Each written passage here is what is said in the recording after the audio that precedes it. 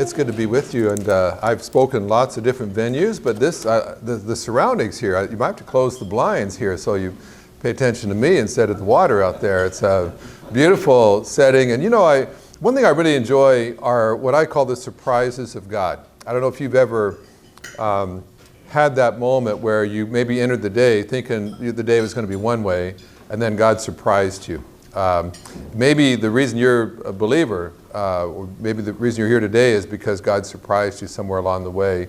And that's really my dad. Some of you met some already that mentioned that they know my dad's material. He's best known for writing Experiencing God. And I can go all around the world. I've been in mainland China, had people come up to me and tell me that Experiencing God changed their life. I've been in Cuba and found a secret printing press in the back of a sliding door of a Baptist church in Cuba. They were illegally printing Experiencing God because they couldn't buy it. They couldn't order it, have it shipped in from Nashville.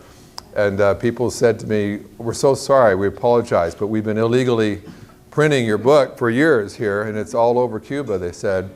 They said, "We don't sell it for money, we're not making a profit, we just want people to know how to experience God."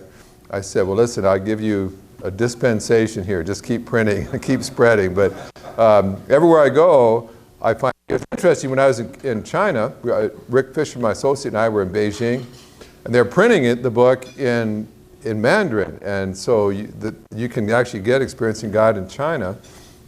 But when they were translating it, there wasn't a word for experiencing. So here's a book, Experiencing God, but they can't translate the word experiencing, so they had to come up with a different title. And so when we were at the publishers, they said, "We're so sorry, but we had to change the name of your book." I said, "Well, what did you name it?" And they said, "Well, we call it Never the Same Again, because we just believe when you experience God, you're never the same again." And I said, "You know what? I think my dad would be okay with that title. I like that." So if you ever run across a Mandarin workbook called Never the Same Again, it's actually a book my dad did, Experiencing God. And so what I've just found is you are always just one encounter with God away from the best walk with God you've ever had. And you never know when you might have that encounter. It might be at church on Sunday, but it could be at a luncheon like this, and all of a sudden you find yourself face to face with Almighty God, and you just know you can't keep living the same way you have been. And that's what I love about these moments. You can kind of anticipate when you think God might want to do something in your life, but you're not in charge of that. And God has just surprised me. Times where I was sure, here's a great preacher, here it is Sunday morning, this ought to be awesome, and I was disappointed, fighting off sleep. And then I'm just like going for a walk, and all of a sudden God confronts me. Just something I just came on the radio I hadn't even known was going to be playing, and the next thing I know I can't keep living the same way I have been. That's the beauty of God, is you just never know how He's going to do it. Well, I want to talk to you for just a few moments. I mentioned my dad. I'm fortunate because I could tell you that my father is the greatest man of God that I've ever known. He's about to turn 87 now. He's still alive, lives not too far from me. Definitely slowed down from what he used to do, but greatest man of God I've ever known. But if you were to ask him who the greatest man of God he ever knew, and he's met a lot of all the who's who of Christian leaders he's met in his day, spoken with them, but he would tell you it was his dad. And his dad was a banker, was a bank manager, a working person, but his dad, somehow he just figured out that even though he's going to work every day at the bank, that everywhere he went, God was there. And you didn't have to just wait till next Sunday to meet God. When he got to work, God was waiting for him. And he began to realize some of the most exciting God moments in his life happened in the workplace, not in the worship place. And he was the kind of guy that, some guy would come in to try to get a loan from the bank, and the guy would be telling my grandfather how some business deals had gone south on him. People that owed him money were not paying him back, and now he's in danger of bankruptcy himself. He'd be on the verge of tears. His marriage was in tatters. His emotional health is a disaster. And my grandfather over and over again would just say, I think I can help you with the financial part of your life, but what about the rest of your life? What about your spiritual life? What about your emotional life? What about your family life? How's that? And he had so many business people would just burst into tears. Just said, like, I want to die. I just want out. Life is just too hard. And he would say, well, listen, we'll figure out the money part. Let me tell you about what really matters. And he'd start telling them about God. And at that time, my grandfather, at the bank, they had an apartment above the bank where he lived. The bank manager was kind of a rough northern Canadian kind of community. And so my dad, when he was just a kid, would be home for lunch, and all of a sudden the door would open and he'd see his dad walk in with a stranger, and my grandfather would say, hey family, I just wanted you to meet this brand new believer in Jesus Christ. He came in today to tell me that he was facing some real problems, and I just wanted my family to be the first people to meet this brand new believer in Jesus. And my dad, that was his memory of his dad, was racing upstairs from the office, so excited about what God just did. And so my dad just kind of figured out, God's at work in the workplace too, not just in the church place. And so my dad went to seminary, was a pastor of a couple of churches, was doing all the kind of stuff that pastors do. And along the way, he had some business people approach him and say, you know what? And these guys were high-level business people. One of them led Fortune 500 company, was the CEO. Another owned a hundreds of millions of dollars worth of business company. And but they said, you know what? We feel like phonies because we have a lot of money, because we've been successful in business. They said, I was made an elder in my church. I'm a deacon in my church. I'm on the finance committee of my church. But they said, the fact is, I'm not even sure I know how to pray. I don't even know how to know God's will. But I'm one of the top leaders in my church, and I'm afraid people are going to find out I'm a phony. I want to love God. I'm trying to be a Christian, but these other people talk about God guiding them to do stuff and God leading them here and protecting them there. And he said, I've never had that kind of experience. And they said, before it's too late, if there's more of God to have, I want him. And so they brought my dad in and said, well, Henry, would you disciple these guys? Would you just help them know how to actually just walk with God? And so eventually they formed an organization. Today it's called the CEO Forum. And there's about 200 business people who belong to that particular group. My dad is retired now, doesn't really meet with them anymore, but I do now. I lead the ministry, and I meet with these guys regularly. I'll be with a group next week. Typically we meet in Dallas-Fort Worth Airport, the DFW airport. There's the Grand Hyatt Hotel right on the airport grounds. And we'll start at 12 noon on Thursday, and it goes till 12 noon on Friday. And you sign up, and if you sign up for a class, you go for 3 years. And for 3 years, you meet about 3 times a year, 10 times altogether. And it's the first time I've ever discipled anybody that arrived in a corporate jet to attend. But I'll never forget the first time I was in a meeting. We're done at noon.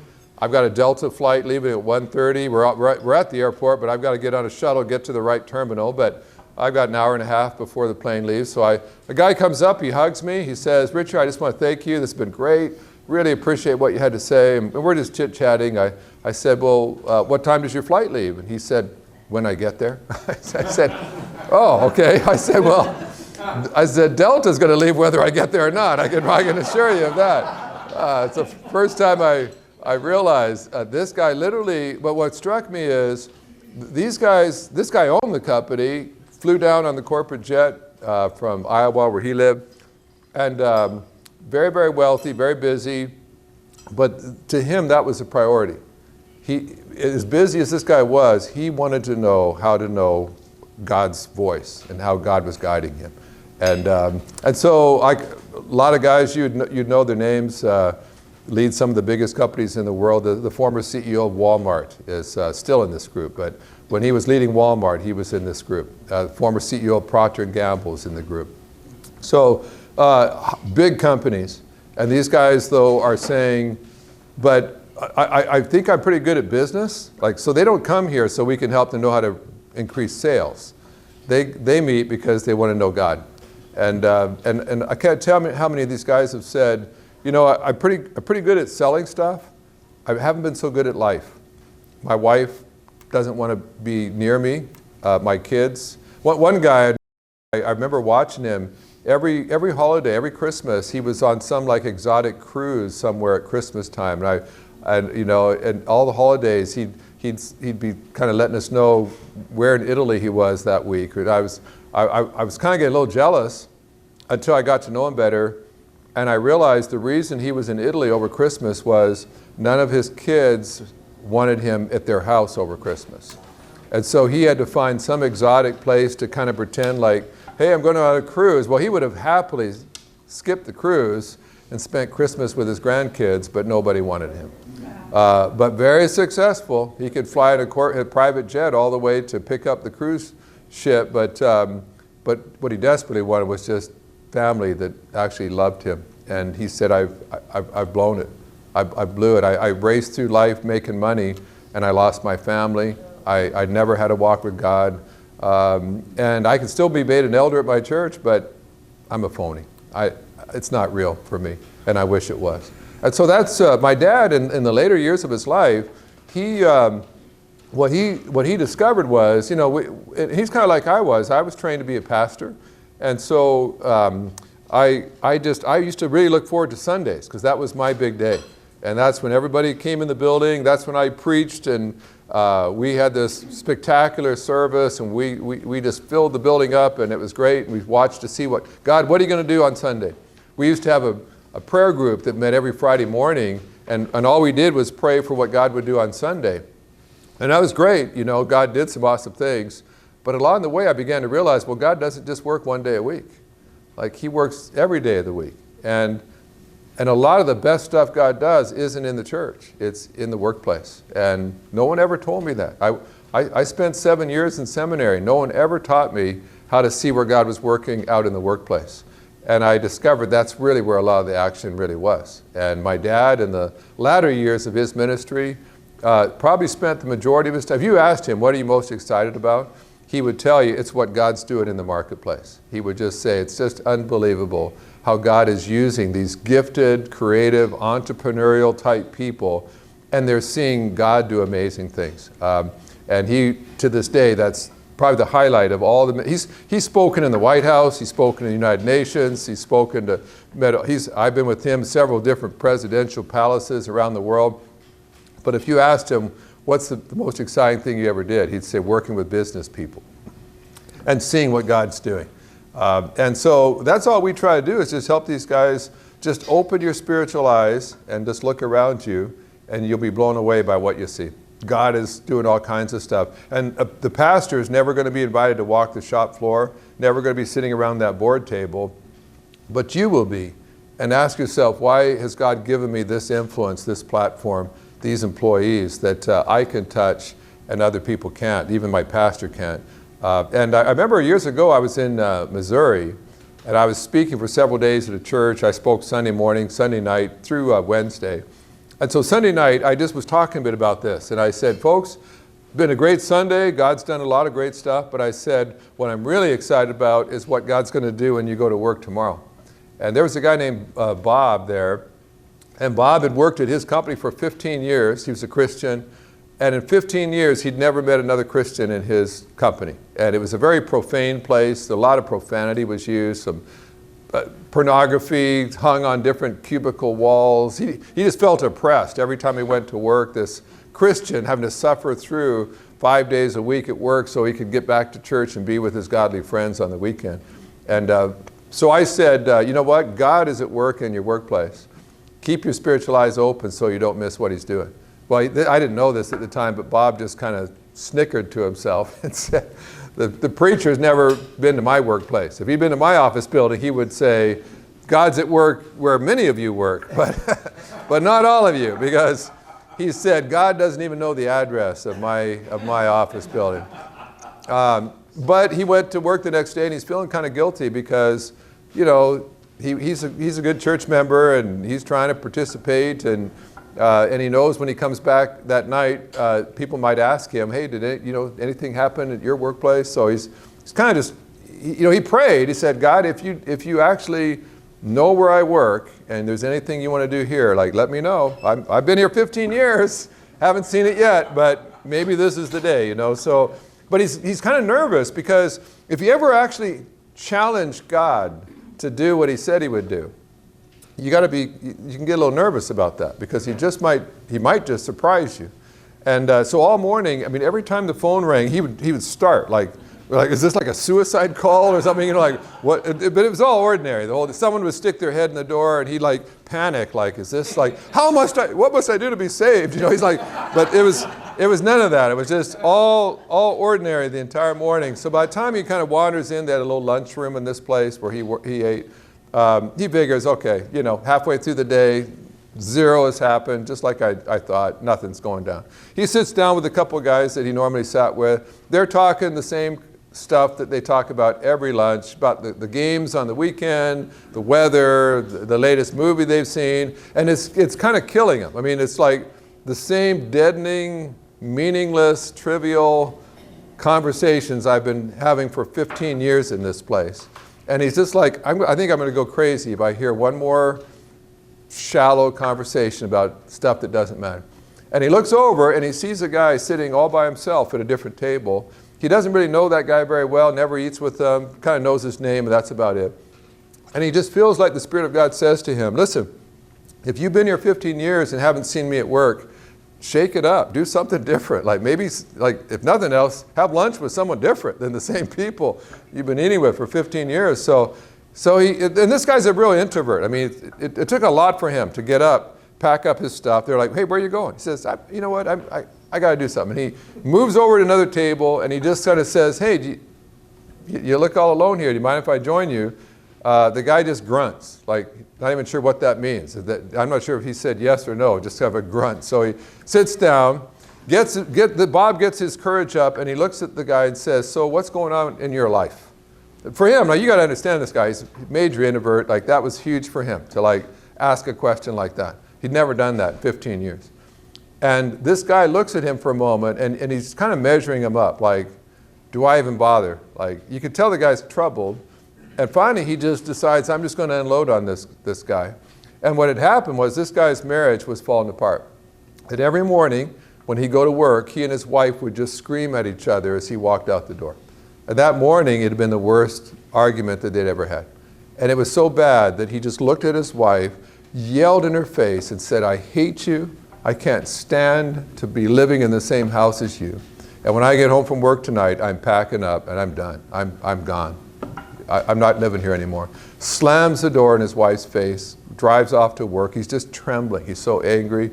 But the man he's not the divorcing type of person. Never thought, when he got married, he never intended to divorce this woman. And they've got about a 7-year-old little boy. And all day long, he's haunted by how he's going to tell his 7-year-old son, I'm not living with you anymore.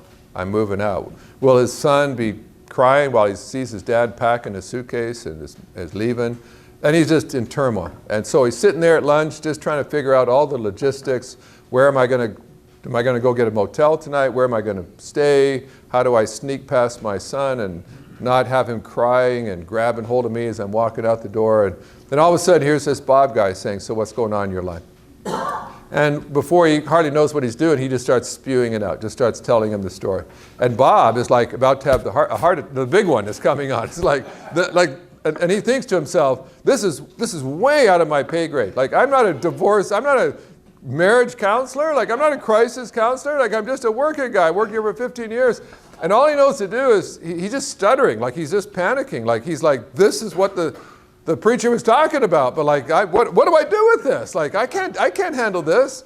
And so all he knows to do is he just says, listen, there's this guy speaking at my church right now. And he's really talking about some awesome stuff. And it sounds like you could really use what he's talking about. Like, would you be at all open just to come in and hearing this guy? It's 7 o'clock tonight.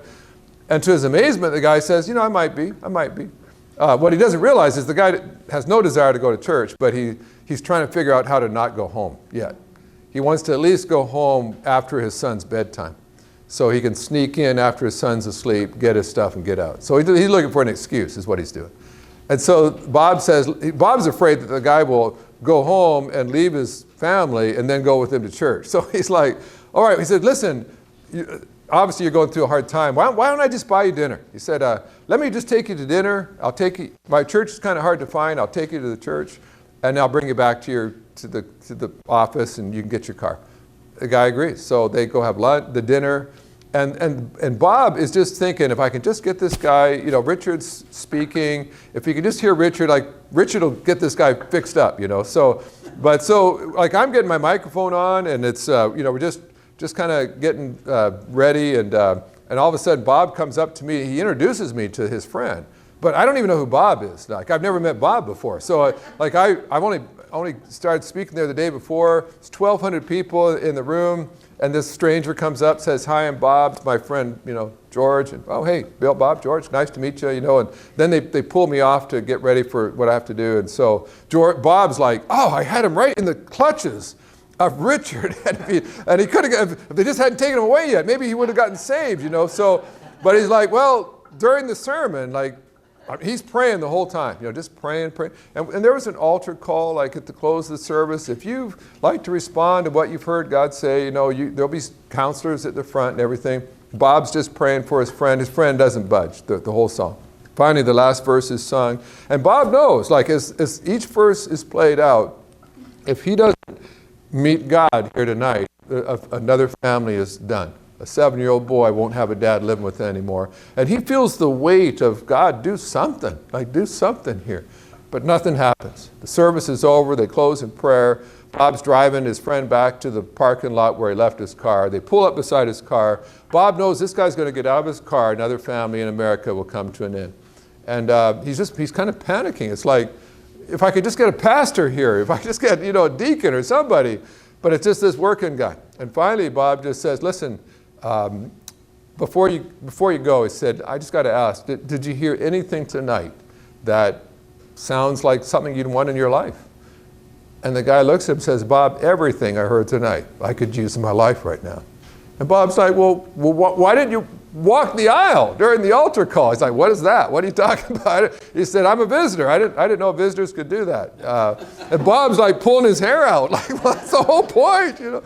And it's like so close. And so finally, Bob just realizes it's just me. I'm the only guy. And so he just says, listen, I'm not a pastor. I'm not a counselor. But if you'd like to meet God right now, and you like God just forgive you of every bad thing you've ever said to your wife, every evil thought, and you'd like to get out of my car and you just like to have a clean slate as you go home tonight.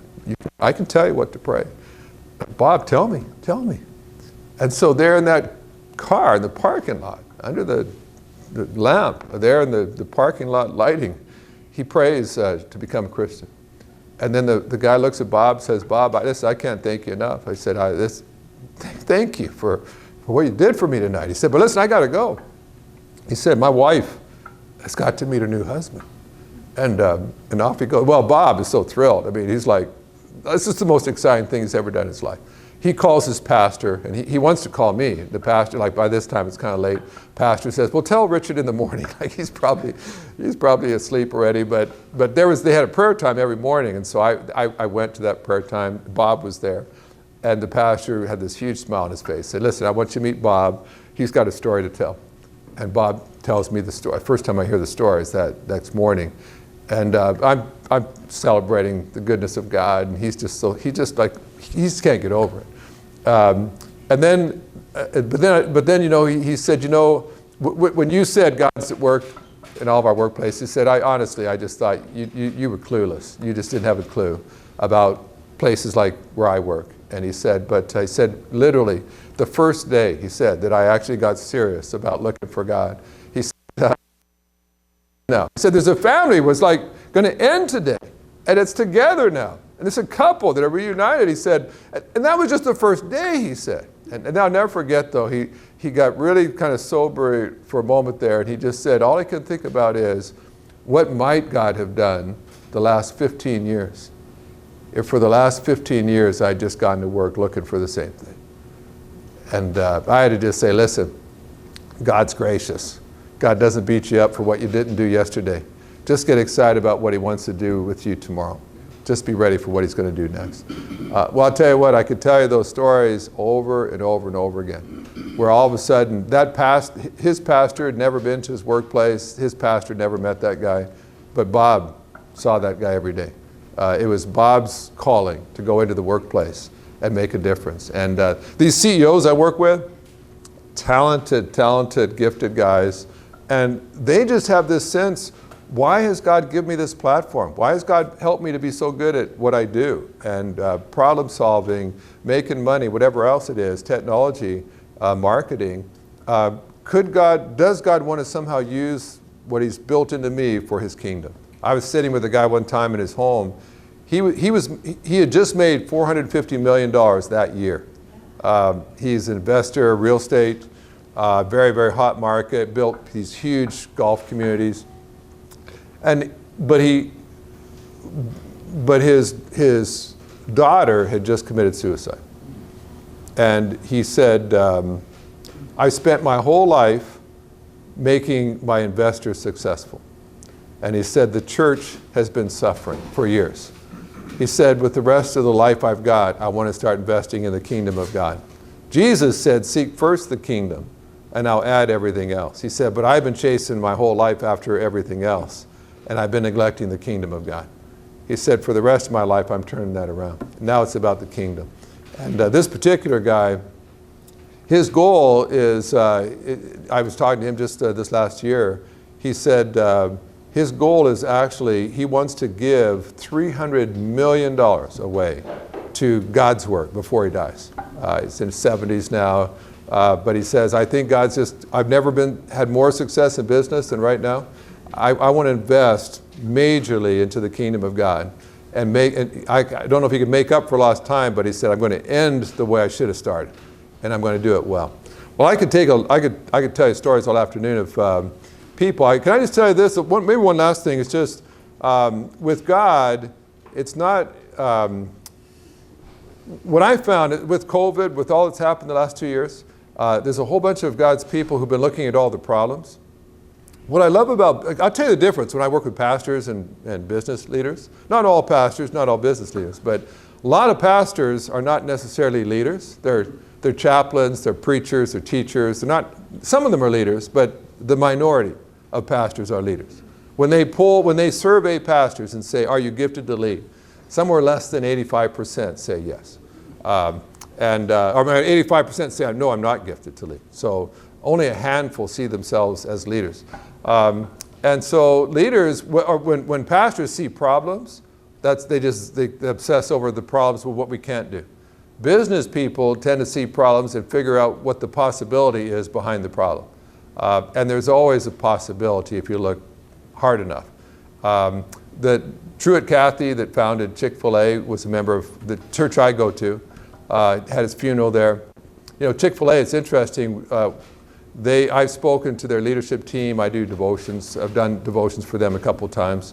When COVID hit in 2020, I was talking to one of the Cathy boys, one of the sons, and said, "Hey, how is that? Like, you can't go into a Chick-fil-A restaurant. Like, how are you guys doing? People can't even go in your restaurant. They can just do the drive-through. They do, pickup." He said, "We've never done better." I said, "What do you mean? People can't go in your restaurant?" He said, "Yeah, well, 2 years ago we were praying and saying, God, how do you want to guide us? And we felt like God said, invest heavily in your drive-throughs." So he said, we tore entire buildings down so that we could have better drive-throughs. And he said, that was 2 years ago. He said, you know what? When COVID hit, everybody was housebound and stir crazy. They said, I think it was the month of June, of 2020, May or June. He said, we sold more chicken sandwiches than we ever have in our history, and every store was closed. You couldn't enter the store. We sold more than we'd ever had.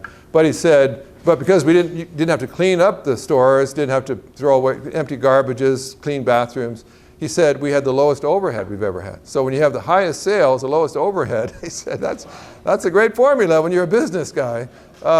Record profits. I thought to myself, not everybody was able to do that. If you had a restaurant in an airport, you were kind of hurting for quite a while.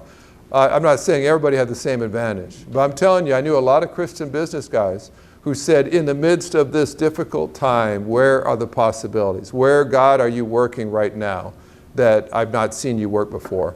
And I'll tell you what, honestly, business people are better at doing that than pastors are oftentimes. Business people are just far more entrepreneurial than a lot of pastors. They see the possibilities. And if there was ever a time where the church needed business people to step up and offer their gifting, their ability, their entrepreneurial insight, their problem-solving ability, it's right now. And so I just want to encourage each of you, this is an awesome time to be serving the Lord, because God is working overtime. You know, there are a lot of Americans who lived in denial that they were mortal until COVID hit. And there's a lot of Americans who just will not face the reality that they're going to die one day, because then they'd have to deal with what's going to happen the moment after they die. And so they just push it back. I'll worry about that later. And then COVID hit, and a bunch of Americans for the first time realized it could be them. They're one sneeze away from that stranger standing next to them, to coming down with COVID and maybe dying. I mean, all kinds of crazy thoughts they've never had before. And they're starting to ask, am I ready? Would I be ready for that? There are possibilities. There's opportunities right now like there's never been before. And so I'm praying for each of you, whatever place you're working, whatever your world looks like right now, keep your spiritual eyes open. I can promise you, just like I promised that church in Missouri years ago, you walk in the office door, you talk to those customers, there's stuff going on that God's doing, that if you're spiritually sensitive, keep your spiritual eyes open, you'll be blown away by what you see.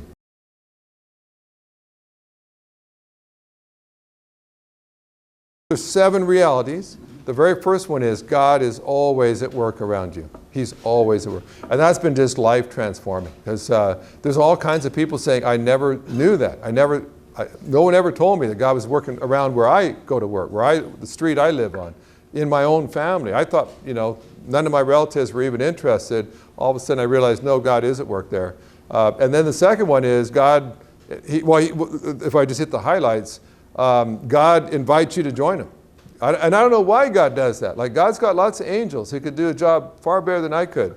They're just part of the grace of God, that he just chooses to work through ordinary people like us. And by the way, if you look at the Bible, look at how many times God called a seminary graduate to work for him. You have to look hard to find examples.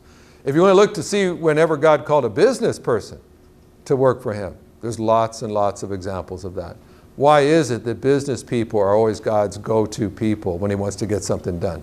The disciples, not one seminary graduate out of the 12. Abraham, Isaac, Jacob. By the way, I love, one of the guys I really love is Jesus' father, his earthly father, Joseph. He's a carpenter, right? Like, if you're going to train the Son of God with an earthly father, what kind of dad would you give him? Like, wouldn't you send him to a priest's home, like, where he could learn the scripture and learn how to do sacrifices? But he doesn't. He puts him in a carpenter's home. And you know what he saw his dad doing day after day? People kept coming to Joseph's door with something that was broken, and his father would fix it. Or someone would come with just a concept and say, you know what, I've got a need. Is there any way you could create something that would meet this need in my life? And so Joseph's either fixing something or creating something for people in need. And I just wonder if Jesus didn't look at that and say, I wonder what that would look like with people instead of furniture. Fixing people, creating something new in people.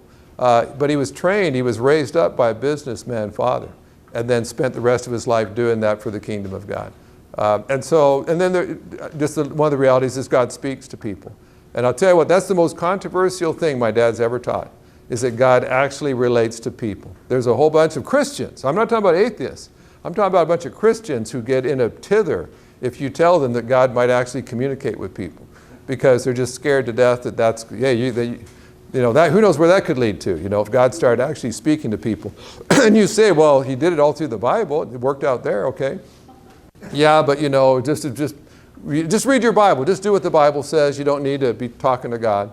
I'll tell you what, once you've actually had an encounter with God where God himself just came and spoke to you and guided you and invaded your life and your world, you'll never be satisfied until you're experiencing that all the time.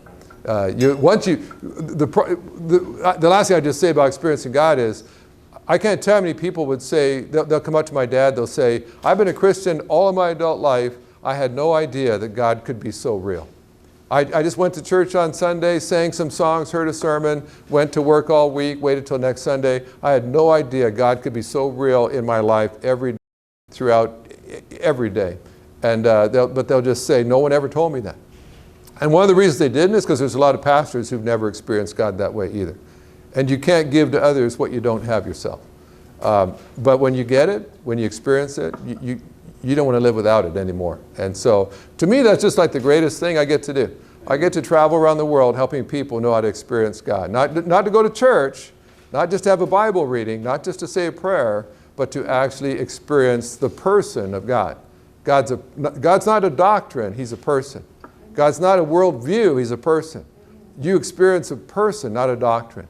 And when you begin to relate to Him as a person, I can't tell how many people have said, I had no idea what I was missing all those years. And you know, a lot of churches, a lot of us grew up in churches that they were good people, faithful people. They just didn't know that there was a lot more to it than just religious activity. So that's my thrills. I get to go all around the world helping people do that. But I'll tell you, where the action is in the workplace. That's where God's work. That's where people live. The people you work with may never go with you to church on Sunday, but you're their preacher all week long. They're watching your life and getting a sermon every day. And if you'll just, and it's not up to you, by the way. You don't have to figure it out how to get everybody saved. You just have to just join God in whatever He does next. And so let me just encourage you to do that. When you're born, you have physical ears, you have physical eyes, but that doesn't mean you know how to use them, right? Like I just had 2 new grandchildren born recently. Brand new little granddaughters, beautiful. They've got nice, beautiful ears, eyes. And I'm like right in their face trying to say, like, you're going to realize one day I'm your favorite human being on the whole planet, you know? And like, but they're looking at me like, what is that I'm looking at, you know? What is that? What's that strange noise that creature is making? I had no idea what I'm saying, right? But in time, every time that child's around my house, I'm going to be making a fool of myself and loving on that child, and they're going to start figuring out what my voice sounds like, who I am. They're going to develop a relationship with a person. Now when they hear me speak, they're going to know. And any of you that's married knows what that's like. When I was married, I've been married 38 years now. I'm just as married today as I was the day of my wedding. I'm no more married now than I was then. But I'll tell you what, at the day of my marriage, I was clueless. I mean, my wife she'd be looking at me like I'd be going on in like some party and she's desperately trying to get me to stop being a fool. And she's looking at me and I can't figure out what that look means. Like, you know, does she have something in her eye? Like, you know, honey, are you okay? You look a little nauseous. She said, yeah. Let me tell you why I'm nauseous. Right? And, but you know, after 38 years, she would say, Richard, I was doing everything but like reaching out and striking you. Like, could you not tell I was trying to get your attention? I just was clueless. She's giving me this look that, you know, I call it the look. I mean, now I've had 38 years and my wife gives me that look. Now you could put me and my wife in a completely darkened, sealed room and I would still know if she was looking at me that way. Like, I would just sense that she was looking at me in that certain way. But that comes from a relationship, right? It just comes from spending time with someone. And God's a person. You get to know Him like you get to know any person. And it's like my wife now. I'll have people come up and say, hey, how would you and your wife like to come and do this marriage retreat for us? You know, it's in Hawaii or some really exotic place. I'll say, no, I'm sorry. Thank you for asking. We won't do that. Are you sure? Like, this is going to be like Ritz-Carlton. Like, it'll be really nice. No, we won't do it. Well, shouldn't you ask your wife at least if she wants to go? I know my wife. She'd rather be lowered into a vat of molten lava than get behind a podium and do what you're saying. So I know her. I know the answer. No. But now I know her. I didn't know her then. I used to actually agree for us to do stuff like that. And that's why I know she never, ever wants to do that again.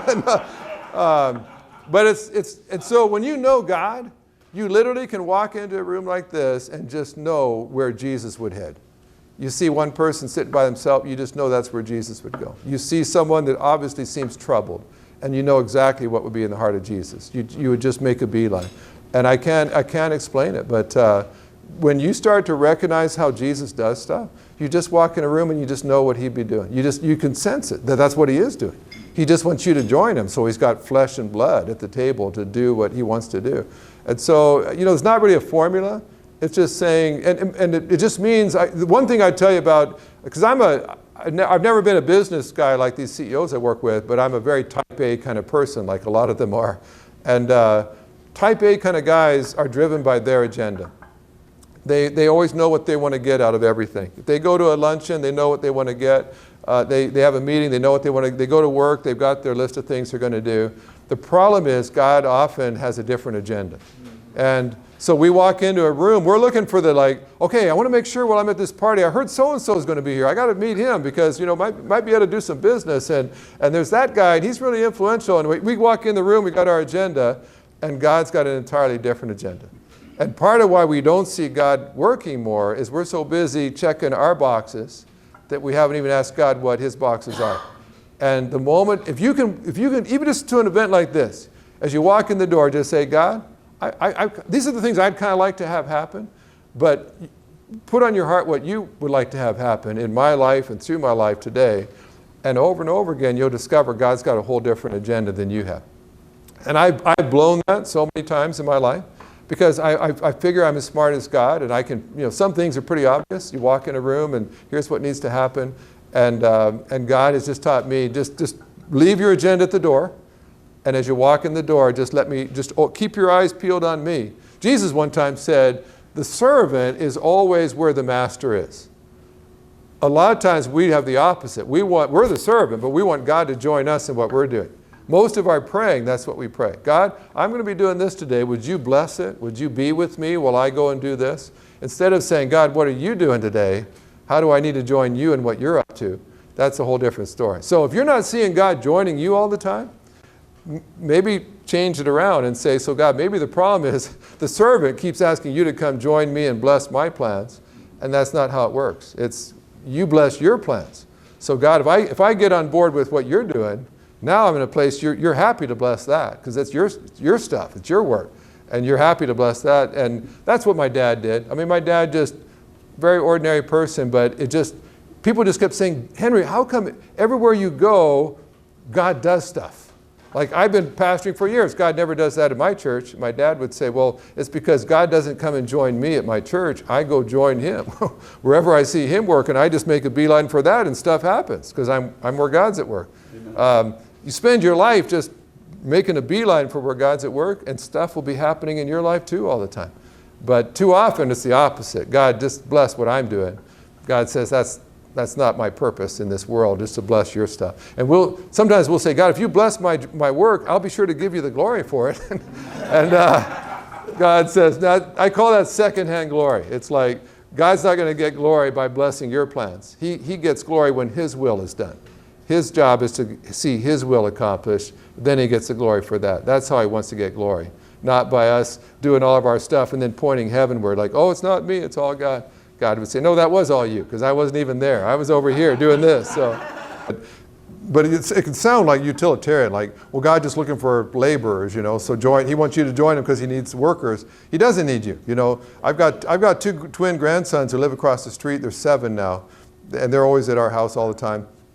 Every time I'm going to do anything around the house, like if I'm going to go out there and fix something in the backyard, I always ask my grandsons, you guys want to come with me? Oh, what are we going to do? Like, it is not efficient to have 2 7-year-old boys helping me do anything, right? Like, it's better to say, you go play with grandma. I got to go do important work right now. Why do I do it? Because I just like having them with me. It's not like I need them. Like, don't ever think God needs any of us. He doesn't. We actually slow things down. An angel would be so much more efficient than any of us. But he delights in us joining him. Number 1, because he loves us and he likes spending time with us. Number 2, is there any greater blessing in all the world than letting God join him in something that he's doing? Like, that just blows you away. Once you've ever been a part of a God thing, it's like, God, thank you for letting me have the awesome opportunity to just temporarily just drop into what God does. It's like when you go into the White House, you go into the Oval Office, it's like, awesome. Like, I just get to see where all this stuff happens. Well, with God, it's like every day Almighty God says, how'd you like to see what I'm up to today? Come over here. Let me show you what's going on. Just an amazing way to spend the only life you'll ever have. Just joining God in what he's doing and hanging out with him.